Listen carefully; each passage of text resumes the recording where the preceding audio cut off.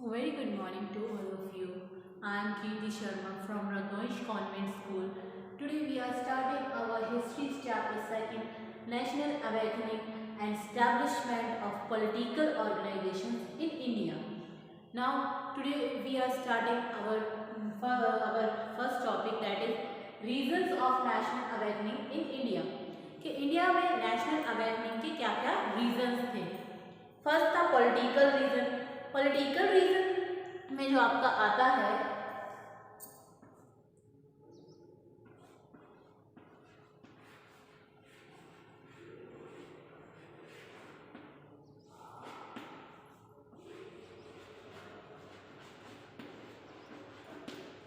First है हमारा political reason.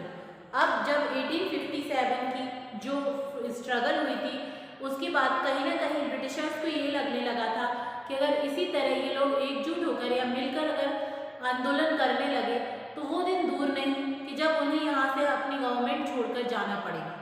तो उन लोगों ने इंडियंस का दिल जीतने के लिए कुछ नए नए काम करने या हथकंडे अपनाने चालू कर दिए, जिसमें पहला है political reason. Even before the struggle of 1857, the East India Company has taken over the control of entire India with the approval of British government. जब 1857 की जो स्ट्रगल हुई थी उससे पहले जो ईस्ट इंडिया कंपनी थी उसने क्या किया था, पूरे इंडिया पर अपना कब्जा कर लिया था, अपना अधिकार जमा लिया था। 1857 की जो स्ट्रगल हुई थी उसके बाद जो कंपनी थी, यानी जो हमारी इंडिया की जो कंपनियां थी, उनका जो एडमिनिस्ट्रेशन था या उनका जो यहाँ पर रूल था वो पूरी तरीके से खत्म हो गया था। and the nation was directly placed under the British rule of British government। और जो इंडिया की जो कंपनीज थी उनका रूल जो है पूरा खत्म हो चुका था और हमारी जो कंपनीज थी वो डायरेक्टली क्या है, हमारा जो कंट्री है वो डायरेक्टली ब्रिटिशर्स के हाथ में या ब्रिटिश गवर्नमेंट के हाथ में आ गई थी। The British parliament pass an ordinance in 1858 which aimed at many administrative change in the India, but it did not for the peoples of India। अब क्या हुआ, जो 1858 में उन्होंने एक ऑर्डिनेंस पास किया या एक कह लो कि एक अधिनियम बनाया, जिसमें उन्होंने क्या किया कि जो मतलब भारत की जो कंडीशन है उसमें चेंज लाने के लिए उन्होंने कुछ नए रूल्स बनाए। लेकिन ये रूल्स क्या थे कि कहने को तो इंडियंस की भलाई के लिए थे, लेकिन इनमें इंडियंस की कोई भी भलाई नहीं थी। और जो वहाँ के उस टाइम जो महारानी या वहाँ की जो क्वीन थी, क्वीन विक्टोरिया, उन्होंने क्या किया कि एक अज्यूमेंट दिया कि India as well as for native rules that the past mistake would not be repeated and then would be not discriminate against Indians, but this statement of assumed were never followed by the British government। अब जो वहाँ की जो queen थी, queen Victoria, उन्होंने आश्वासन दिया, यानी हमें एक आश्वासन के रूप में एक घोषणा पत्र दिया, जिसमें उन्होंने कहा था कि इंडिया के प्रति जो ब्रिटिश गवर्नमेंट से जो पहले गलतियाँ हुई हैं उन गलतियों को दोबारा दोहराया नहीं जाएगा। लेकिन जो ब्रिटिश गवर्नमेंट थी उसने इसका कोई भी रूल फॉलो नहीं किया और ऐसा कुछ भी नहीं हुआ, बल्कि उसका उल्टा ही हुआ। उन्होंने हमेशा क्या किया, इंडियंस को एक्सप्लॉइट ही करना चाहा। The British government established a uniform administration all over the country for the sake of unity and security of the empire। अब उन्होंने क्या किया कि जो हमारी मतलब जो ब्रिटिश गवर्नमेंट थी, उन्होंने अपने एडमिनिस्ट्रेटिव को बचाने के लिए एक सुरक्षा और मजबूती बनाने के लिए क्या किया, पूरे देश में या पूरी कंट्री में एक ही तरह के शासन लागू कर दिया है, प्रशासन बना दिया कि सभी के लिए जो भी मतलब साम्राज्य की या वहाँ के एडमिनिस्ट्रेटिव की जो भी व्यवस्था रहेगी वो एक सी ही रहेगी। एक जैसे कानून, यानी जितने पूरी कंट्री में उन्होंने इंडियंस और ब्रिटिशर्स के लिए एक जैसे कानून कर दिए कि दोनों को उनकी जो मतलब सिक्योरिटी वगैरह है, जुडिशनरी सिस्टम है, वो दोनों के लिए इक्वल रहेगा।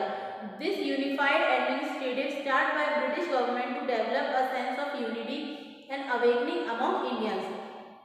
ये जो काम ब्रिटिश गवर्नमेंट ने किया था, ये किस लिए किया था, ताकि वो जो हमारे ब्रिटिश थी पूरा जो भी एडमिनिस्ट्रेटिव है उसमें मोनोपोली लाई जा सके और इससे ये दिखाया जा सके जो इंडियंस हैं उन लोगों के लिए कहीं ना कहीं ये बेनिफिट है कि अब हमने आपको इक्वल मान लिया है, हम आपको जो भी हमारे लिए से हमने सिक्योरिटीज दी हैं वो आपको दिए। कहीं ना कहीं इंडियंस के दिल जीतने के लिए और उनको एकता, उनको ब्रिटिश गवर्नमेंट में मिलाने के लिए ये काम किए गए थे। Act as pass by British is the interest of their own empire. ये सब जो किया गया था कि दिखाने के लिए कि इंडियंस के लिए ये किया है, काफ़ी सारे जो रूल्स थे वो इंडियंस के लिए चेंज कर दिए गए हैं, बट ऐसा कुछ भी नहीं था। ये सिर्फ उनका खुद का बेनिफिट कमाने के लिए था, खुद के इंटरेस्ट से था, ताकि जिससे कि उनका जो एम्पायर है वो बच सके। It prove to be encouraging for the national unity. लेकिन इसमें एक अच्छा काम हुआ था कि इंडियंस अपने नेशनल के लिए एक यूनिटी में रहने के लिए उनके अंदर यूनिटी की भावना जागृत होने लगी थी या आने लगी थी, एनकरेज होने लगी थी। अब सेकेंड पॉइंट है हमारा religious and social regression. Religious and social regression का मतलब होता है धार्मिक और सामाजिक रूप से पुनर्जागरण, यानी हमारी जो इंडिया कहीं ना कहीं ब्रिटिश के दबाव में आके, ब्रिटिश फियर के कारण अपने धर्म और अपनी जो समाज थी उसको भूल चुकी थी, उसमें एक दोबारा से एक जागरण यानी एक न्यू अराइज होने लगा था। The religious and social reform movements also played a major role in the development of nationalist feeling. The leader who pioneered their movement became the prominent leader of the political awareness। अब क्या हुआ था कि जो हमारी ये जो धार्मिक और सामाजिक जो आंदोलन हुए थे उनके कारण राष्ट्र की हमारी कंट्री के प्रति एक भूमिका निभाने का मौका मिला था। और यही जो हमारे जो रिफॉर्म्स हुए थे यानी जो नेशनलिस्ट फीलिंग थी उसको डेवलप करने के लिए काफ़ी सारे पायनियर्स ने इस मूवमेंट को करना चाहा था। और जो पायनियर्स उस मूवमेंट में थे यानी जो धार्मिक और सोशल यानी हमारी सामाजिकता को बढ़ावा दे रहे थे, वही कहीं ना कहीं हमारे लिए पॉलिटिकल अवेयरनेस यानी हमें राजनीति के प्रति जागरूक करना चाह रहे थे। The Indians the social and religious reformers leader like जैसे कि Raja Ram Mohan Roy, Swami Vivekananda, Swami Dayanand Saraswati, Ramakrishna Paramhansa, Mrs Annie Besant etcetera, ये वो लोग थे जिन्होंने हमें कहीं ना कहीं हमारे देश के प्रति, हमारी कंट्री के प्रति हमें अवेयर किया था, हमें जागरूक किया था। किसके? रिलीजियंस के थ्रू, यानी हमें हमारी धार्मिक भावनाओं को, हम कितने धार्मिक हैं, हमें क्या करना चाहिए, हमें अपने धर्म को कैसे बचाना है, ये सारी भावनाएं हमारे अंदर जगाने का काम इन्हीं लोगों ने किया था। किसने? राजा राम मोहन रॉय, स्वामी विवेकानंद, रामकृष्ण परमहंस, एनी बेसेंट, ये वो सब लोग थे जिन्होंने कहीं ना कहीं हमारी नेशनलिस्ट जो फीलिंग थी उसको बढ़ाया था। The movements of 19th century was based by religious in nature, yet they had the including of nationalist feeling in them. In addition to Swami Dayanand Saraswati, Arya Samaj and Swami Vivekanand Ramakrishna Mission, there were many more such movements to which the nation owed it reawakening. Among Muslims, there were Aligarh and Doaban movements. Among Sikhs, there were Singh Sabha and Gurudwaras, reform movements and theoretical societies movement which changed the social and its thinking.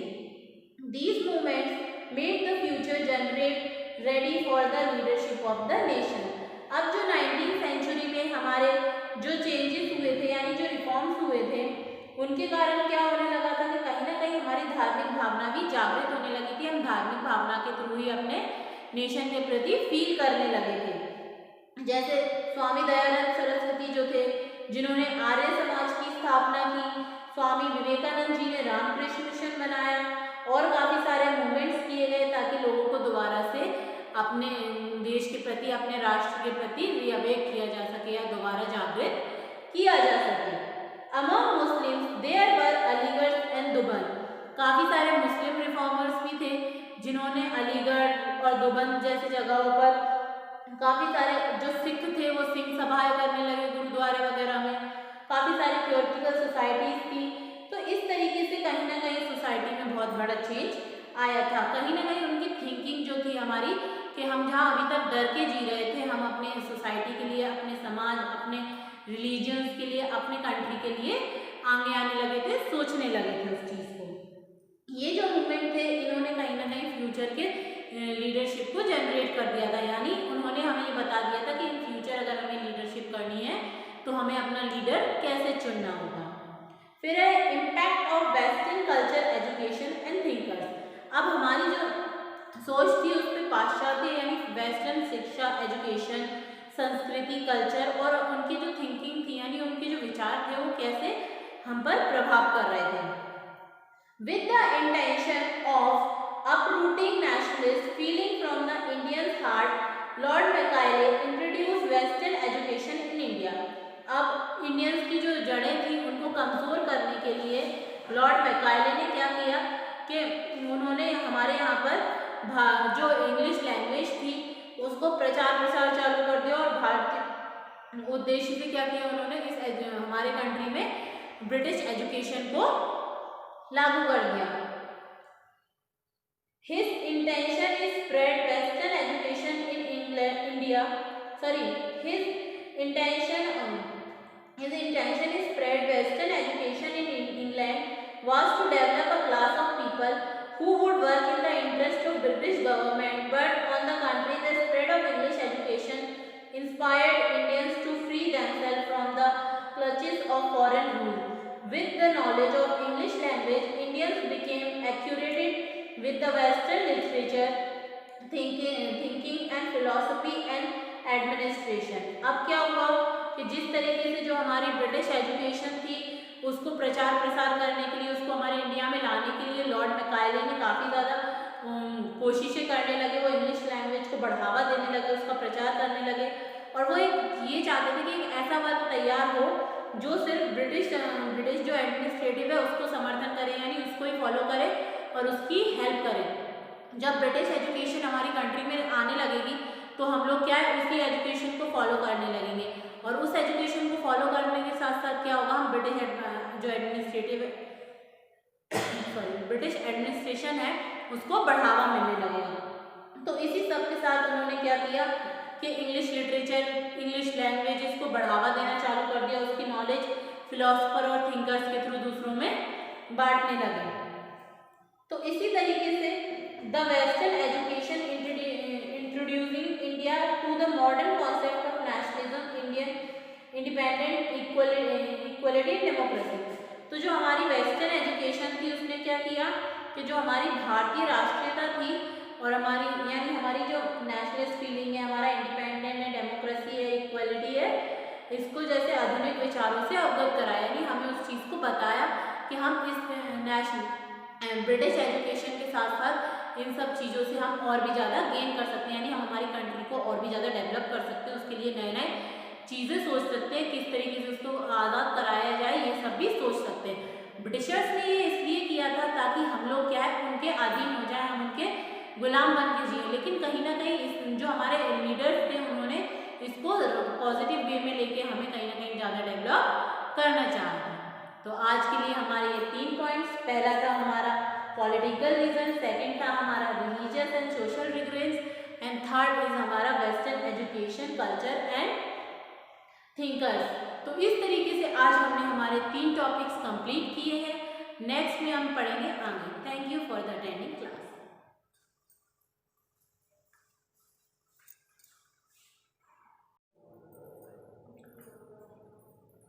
Very good morning to all of you. I am Kirti Sharma from Raghuvansh Convent School. Today we are starting our history chapter 2, National Awakening and Establishment of Political Organizations in India. Now today we are starting our first topic, that is reasons of National Awakening in India.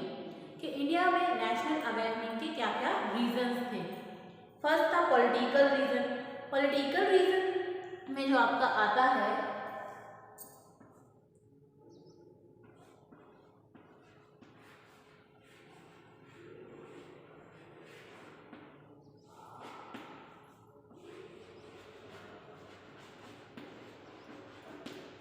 First है हमारा political reason.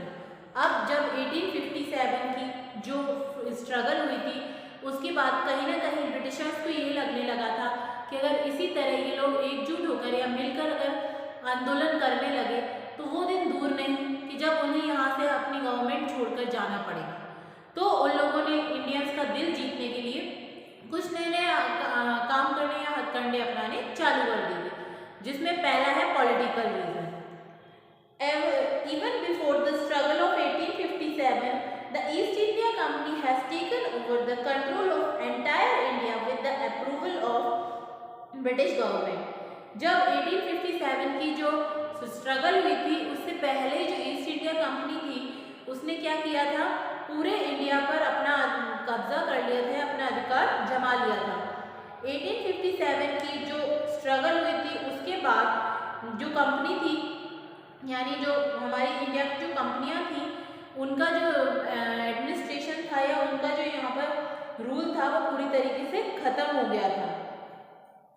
And the nation was directly placed under the British rule of British government। और जो India की जो companies थी उनका rule जो है पूरा खत्म हो चुका था और हमारी जो कंपनीज थी वो डायरेक्टली क्या है, हमारा जो कंट्री है वो डायरेक्टली ब्रिटिशर्स के हाथ में या ब्रिटिश गवर्नमेंट के हाथ में आ गई थी। The British Parliament passed an ordinance in 1858 which aimed at many administrative change in the India, but it did not for the peoples of India। अब क्या हुआ, जो 1858 में उन्होंने एक ऑर्डिनेंस पास किया या एक कह लो कि एक अधिनियम बनाया, जिसमें उन्होंने क्या किया कि जो मतलब भारत की जो कंडीशन है उसमें चेंज लाने के लिए उन्होंने कुछ नए रूल्स बनाए। लेकिन ये रूल्स क्या थे कि कहने को तो इंडियंस की भलाई के लिए थे, लेकिन इनमें इंडियंस की कोई भी भलाई नहीं थी। और जो वहाँ के उस टाइम जो महारानी या वहाँ की जो क्वीन थी, क्वीन विक्टोरिया, उन्होंने क्या किया कि एक अज्यूमेंट दिया कि India as well as for native rules that the past mistake would not be repeated and then would be not discriminate against Indians, but this statement of assumed were never followed by the British government। अब जो वहाँ की जो queen थी, queen Victoria, उन्होंने आश्वासन दिया, यानी हमें एक आश्वासन के रूप में एक घोषणा पत्र दिया, जिसमें उन्होंने कहा था कि इंडिया के प्रति जो ब्रिटिश गवर्नमेंट से जो पहले गलतियाँ हुई हैं उन गलतियों को दोबारा दोहराया नहीं जाएगा। लेकिन जो ब्रिटिश गवर्नमेंट थी उसने इसका कोई भी रूल फॉलो नहीं किया और ऐसा कुछ भी नहीं हुआ, बल्कि उसका उल्टा ही हुआ। उन्होंने हमेशा क्या किया, इंडियंस को एक्सप्लॉइट ही करना चाहा। The British government established a uniform administration all over the country for the sake of unity and security of the empire। अब उन्होंने क्या किया कि जो हमारे मतलब जो ब्रिटिश गवर्नमेंट थी, उन्होंने अपने एडमिनिस्ट्रेटिव को बचाने के लिए एक सुरक्षा और मजबूती बनाने के लिए क्या किया, पूरे देश में या पूरी कंट्री में एक ही तरह के शासन लागू कर दिया है, प्रशासन बना दिया कि सभी के लिए जो भी मतलब साम्राज्य की या वहाँ के एडमिनिस्ट्रेटिव की जो भी व्यवस्था रहेगी वो एक सी ही रहेगी। एक जैसे कानून, यानी जितने पूरी कंट्री में उन्होंने इंडियंस और ब्रिटिशर्स के लिए एक जैसे कानून कर दिए कि दोनों को उनकी जो मतलब सिक्योरिटी वगैरह है, जुडिशनरी सिस्टम है, वो दोनों के लिए इक्वल रहेगा। This unified administrative start by British government to develop a sense of unity and awakening among Indians.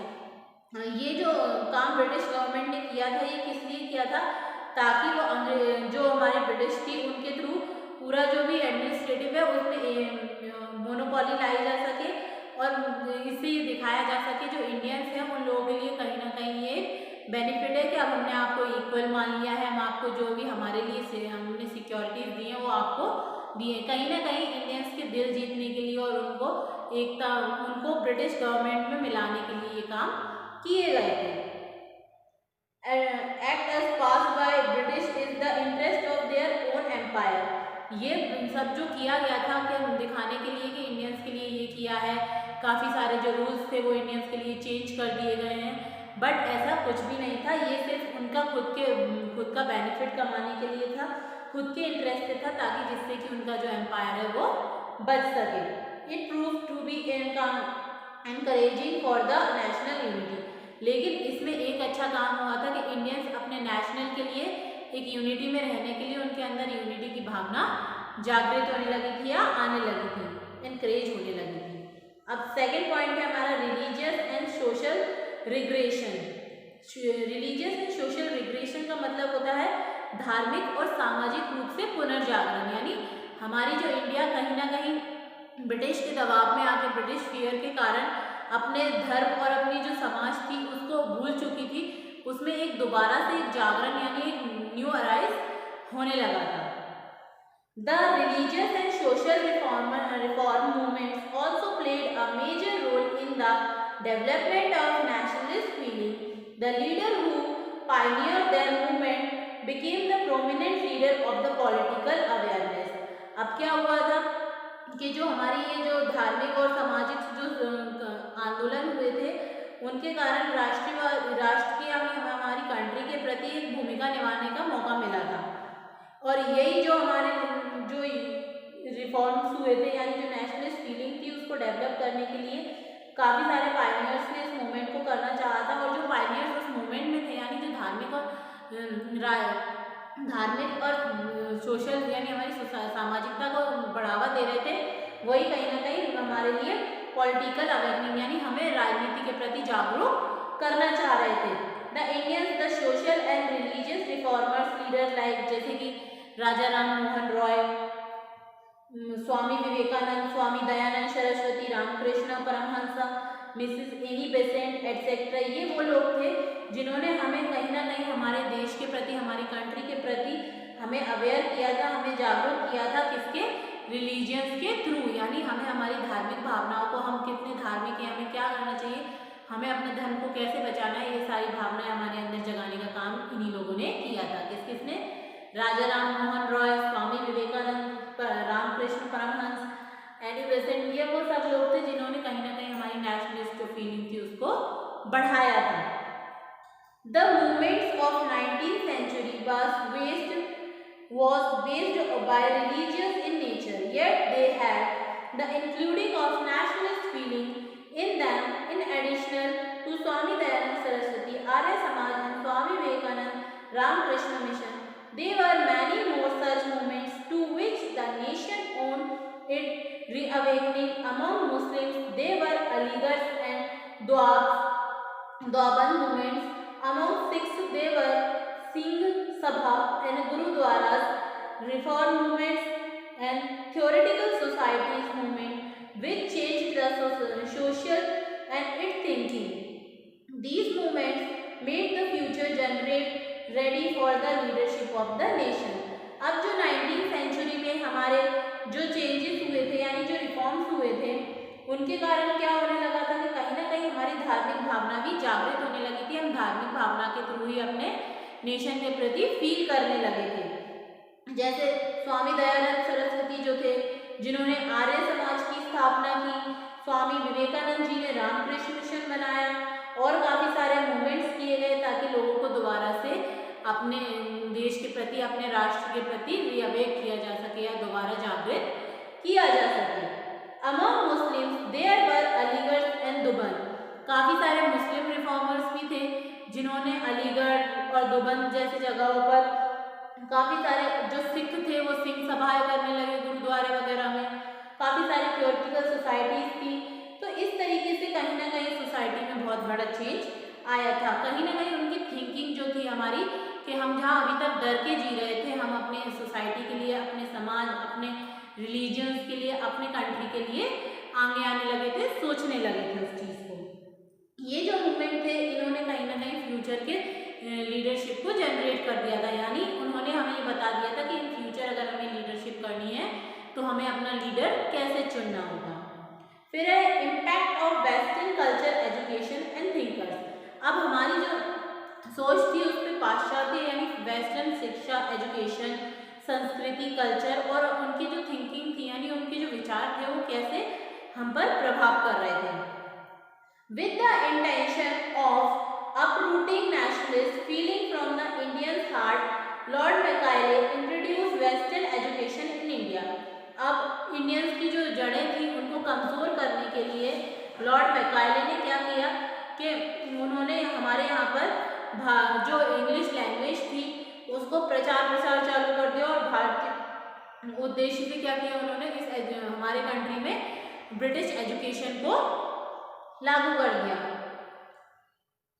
His intention is spread Western education in India. Sorry, his intention is spread Western education in England was to develop a class of people who would work in the interest of British government. But on the contrary, the spread of English education inspired Indians to free themselves from the clutches of foreign rule. With the knowledge of English language, Indians became acquainted with the Western literature, thinking and philosophy and administration. अब क्या हुआ कि जिस तरीके से जो हमारी British education थी उसको प्रचार प्रसार करने के लिए, उसको हमारे इंडिया में लाने के लिए लॉर्ड मैकाले ने काफ़ी ज़्यादा कोशिशें करने लगे। वो इंग्लिश लैंग्वेज को बढ़ावा देने लगे, उसका प्रचार करने लगे और वो ये चाहते थे कि एक ऐसा वर्ग तैयार हो जो सिर्फ ब्रिटिश जो एडमिनिस्ट्रेटिव है उसको समर्थन करे, यानी उसको ही फॉलो करे और उसकी हेल्प करें। जब ब्रिटिश एजुकेशन हमारी कंट्री में आने लगेगी तो हम लोग क्या है उसी एजुकेशन को फॉलो करने लगेंगे और उस एजुकेशन को फॉलो करने के साथ साथ क्या होगा, हम ब्रिटिश एडमिनिस्ट्रेशन है उसको बढ़ावा मिलने लगेगा। तो इसी सब के साथ उन्होंने क्या किया कि इंग्लिश लिटरेचर, इंग्लिश लैंग्वेजेस को बढ़ावा देना चालू कर दिया, उसकी नॉलेज फिलोसफर और थिंकर्स के थ्रू दूसरों में बांटने लगे। तो इसी तरीके से the western education introducing India to the modern concept of nationalism, Indian independent equality democracy. तो जो हमारी वेस्टर्न एजुकेशन थी उसने क्या किया कि जो हमारी भारतीय राष्ट्रीयता थी और हमारी यानी हमारी जो नेशनलिस्ट फीलिंग है, हमारा इंडिपेंडेंट है, डेमोक्रेसी है, इक्वलिटी है, इसको जैसे आधुनिक विचारों से अवगत कराया, यानी हमें उस चीज़ को बताया कि हम इस ब्रिटिश एजुकेशन के साथ साथ इन सब चीज़ों से हम और भी ज़्यादा गेन कर सकते हैं, यानी हम हमारी कंट्री को और भी ज़्यादा डेवलप कर सकते हैं, उसके लिए नए नए चीज़ें सोच सकते हैं, किस तरीके से उसको आज़ाद कराया जाए, ये सब भी सोच सकते हैं। ब्रिटिशर्स ने ये इसलिए किया था ताकि हम लोग क्या है उनके अधीन हो जाए, हम उनके गुलाम बन के जिए, लेकिन कहीं ना कहीं जो हमारे लीडर्स थे उन्होंने इसको पॉजिटिव वे में लेके हमें कहीं ना कहीं ज़्यादा डेवलप करना चाहा। तो आज के लिए हमारे ये 3 पॉइंट्स, पहला था हमारा पॉलिटिकल रीजन, सेकंड था हमारा religious and social reforms and third is हमारा western education culture and thinkers. तो इस तरीके से आज हमने हमारे 3 टॉपिक्स कंप्लीट किए हैं। नेक्स्ट में हम पढ़ेंगे आगे। Thank you for the attending class.